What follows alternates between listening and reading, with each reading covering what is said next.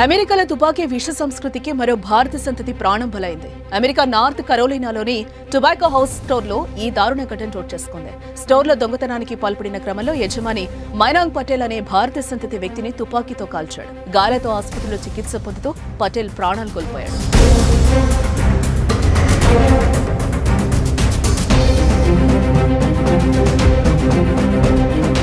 అమెరికాలో ఉన్న గన్ కల్చర్తో అన్యులు అమాయకులు తరచూ ప్రాణాలు కోల్పోతూనే ఉన్నారు.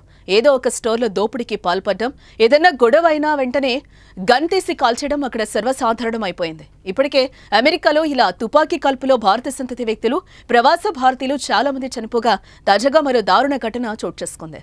అమెరికాలో నార్త్ కరోలినాలో మైనాంగ్ పటేల్ అనే భారత సంతతి వ్యక్తి టొబాకో హౌస్ అనే పేరుతో కన్వీనియన్స్ స్టోర్ నడుపుతున్నాడు. ఈ స్టోర్ 2580 ఎయిర్పోర్ట్ రూట్లో ఉన్నట్లు పోలీసులు తెలిపారు.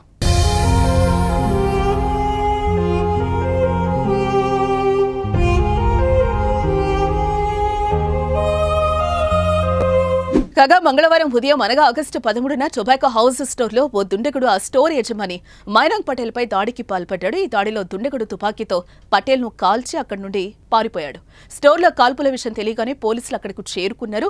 తీవ్రంగా గాయపడిన పటేల్ ను ఆసుపత్రికి తరలించారు. అతను చికిత్స పొందుతూ మృతి చెందాడు. ఈ ఘటనకు సంబంధించిన రోవాన్ కౌంటీ షరీఫ్ కార్యాలయం ఓ కుర్రాడిని అదుపులోకి తీసుకుంది. అతను మైనర్ కావడంతో పేరును వెల్లడించలేదు. నిందితుడిని మంగళవారం రోజు పోలీసులు అరెస్టు చేశారు.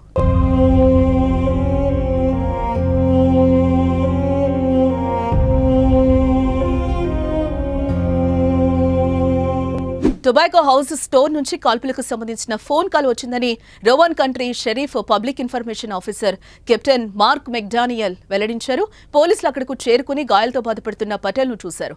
వెంటనే అతన్ని నోవాంట్ హెల్త్ రోవాన్ మెడికల్ సెంటర్ కు తరలించారు. అక్కడి నుంచి చార్లెట్ లోని ప్రెస్బిటేరియన్ ఆసుపత్రికి తరలించారు. కాల్పుల్లో తీవ్రంగా గాయపడిన పటేల్ ను 2 హాస్పిటల్స్ కు తరలించినప్పటికీ ఫలితం లేకపోయింది.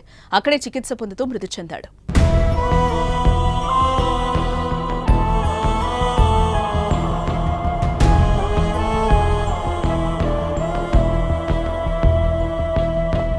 సీసీటీవీ ఫుటేజ్ ను పరిశీలించిన పోలీసులు ఒక యువకుడు పటేల్ పై కాల్పులు జరిపినట్లుగా గుర్తించారు. మైనర్ బాలుని కస్టడీలోకి తీసుకుని ప్రశ్నిస్తున్నారు. స్టోర్ల దోపిడీ కోసమే పటేల్ పై కాల్పులు జరిపుంటాడని అనుమానిస్తున్నారు. పటేల్ హత్యపై కేసు నమోదు చేసి దర్యాప్తు చేస్తున్నారు. సీసీటీవీ వీడియో ఫుటేజ్ లో నల్లటి షర్ట్, నల్లటి హుడీ, నల్లటి స్కై మాస్క్, నల్లటి తుపాకీని పట్టుకున్నట్టుగా వీడియో ఫుటేజ్ లో ఉంది.